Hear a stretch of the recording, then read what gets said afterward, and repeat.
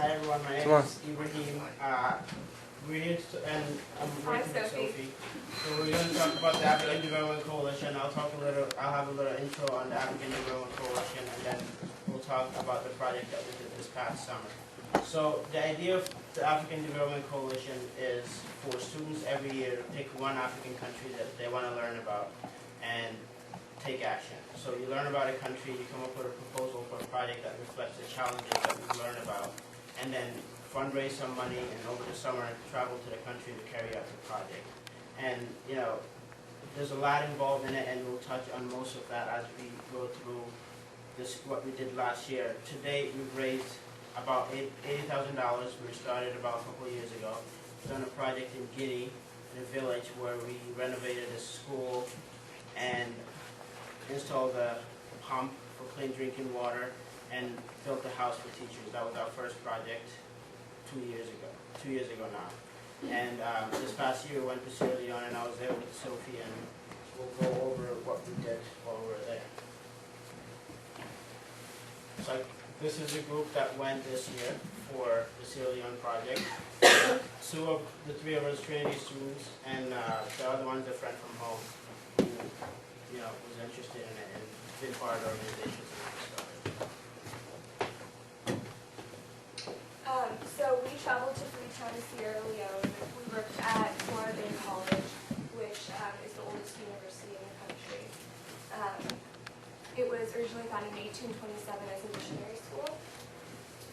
So we went to the college with 80 computers, and we talked to the administration. We were able to come up with a project there, building 3 computer labs.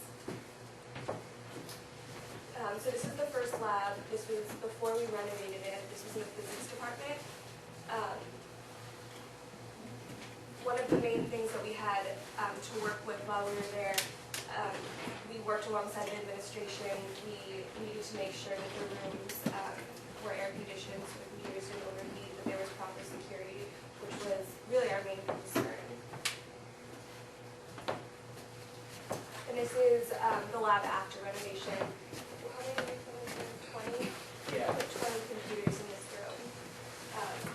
And the administration really, this lab was really their responsibility. We did a lot of work on the 2 other labs. We provided the computers here, and the head of the physics department, Dr. Noni, really worked on securing the room. Just a little bit about the computers before we left. I think this project cost us, we're still figuring out the numbers, but about $40,000. A lot of computers were donated by Carlos, who's sitting back there, from the Trinity Cafe. Donated about 40 computers, and we purchased the other 40 and all flat screen monitors that we purchased. Some of them brand new, some were used.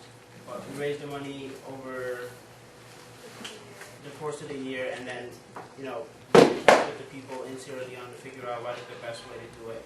Figuring out a school that we wanted to work with, because sustainability was a big issue for us. We didn't want to start somewhere where they don't have the infrastructure to, there's no electricity, or there isn't someone that will be able to look after the computers. And that was an issue. Originally, we were working with an NGO in Freetown. We were going to build a lab at a community center. So that was really difficult. We had planned this entire project through January, and then that fell through because they decided to tell us they don't have electricity. So this is another lab that we renovated. So the locations, the computers are spread between 3 computer labs. And this is what it looked like when we got there. There were about 6 computers in this lab, and only 5 of them worked. And there are a bunch of stuff that was, you can't see it here, but they had printers and things that were never plugged in. So this room was supposed to be the best room that they had. It was the faculty's computer lab. And renovated, we have about 30 computers in there now, and they all look like this one here. And we set up the table. We had to hire carpenters to come set the table for the computers. We spent about, I would say, a week and a half trying to get this lab set up, and the library, which we'll show pictures of later. The entire lab, there were books everywhere. There was a broken sink our responsibility to go and clear everything. And then because the administration really didn't have the funds to support that, we went in, we had to hire carpenters, like Ibrahim said, we hired electricians, and it was really our responsibility to make the room compatible.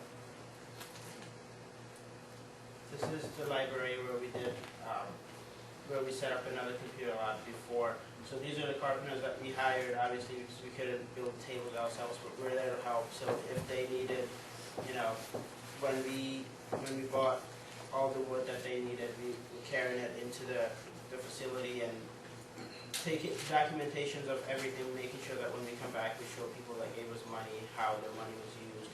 But the two tables that you see there, they used to have bookshelves there, and we moved those bookshelves to the other side, just have one side being books and the other side being computers. And this is what it looked like after we added computers there, and I think we had about 20 computers here as well. So this is the opening ceremonies after I think we spent about 3 weeks there. An entire week of that was trying to get the computers out of the court, which was a really, really complicated bureaucratic process. We had to meet with so many different government officials. You have to pay, because it was supposed to be tax-free. So in order to get the tax-free exemption, you had to meet with people from the Minister of Finance, Minister of Education, sit down for days for just someone to sign a paper, or have to pay someone a little bit of money so that they'll speed up the process. So all of that was new to us. We're working with the administration there to help us, but they've never really been through it. They never even had a tax ID number, which they needed to get the computers out of the port. They said it was a new system. So there was a lot of learning for us and the school that we worked with as well. Tell us a little more about how did you get the computers from here, all the logistics from getting from here on the boat, how, the whole supply chain, how does it work? Well, we had the 80 computers. They were, like Ibrahim said, some of them were donated, some of them we ended up buying. So we found a shipping company in New Jersey, and it was really hard because Ibrahim and I were both abroad. He was in Egypt and I was in the Netherlands, so trying to coordinate was really difficult. It was really hard to get in touch with the shipping company. So I know Ibrahim, he got back earlier than I did, and you pulled an all-nighter, got all of the computers onto the ship. This company said that if we got them in before July 4th, they would arrive the week before August 1st. We were arriving August 7th or August 8th. A week before we were supposed to leave, we get a call. No, Ibrahim goes online to track it, and they said estimated time of arrival August 17th. Were these in containers? Yeah, so we loaded it in a container. So we didn't share with anyone because we didn't want it to be open. Yeah. 20 for the equivalent unit, the big box now. The 20-foot container, and it cost about $3,000, which I thought was reasonable. We had much more space. If you had some more stuff to put in, that would have been good, but we didn't want to share with someone that we didn't know. But the process itself, most of the computers that we received were not in excellent shape, and we needed to buy hard drives and needed to have memory cards added to it. So my apartment in New York before, I think, a week looked like a computer center. There was no one in there with computers anywhere, and my friend who came with us worked for the New York City Board of Ed. He was a technician for a school for about 4 years, so he had the experience. And I was there unschooling things and passing it to him, and then he'll screw it. So we set up all of that before we left, hoping that we'll just show up, set the computers up, and then install them and leave, which was not the case. When we got there, we had to do a lot of work on, the tables, the rooms, and figuring out sustainability. So, I wish I had a picture. I have a picture, but I wish we added that here to show what my apartment looked like before we left. And I came up to Trinity first to collect some of the computers on a van that Carlos gave us, and took those. And I lived on, on the I'm on the third floor of my apartment, and there's no elevator, and I had to put 80 computers